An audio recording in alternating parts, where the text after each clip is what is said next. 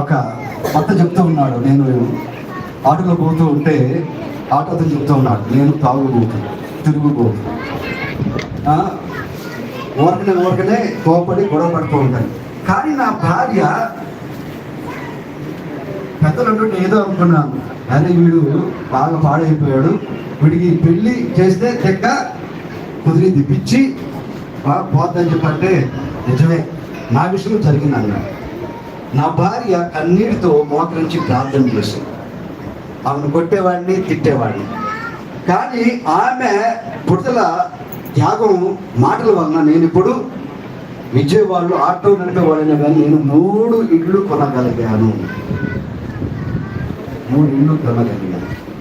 ఆమె నన్ను ఎప్పుడు కూడా నా ఇంట మెమ్మెంట నువ్వు చడబుద్ధిలోడివి, నువ్వు పనికిరానోడివి, అనవసరంగా నా బుద్ధి కోసం మమ్మ నాన్న అటువంటి మాటలు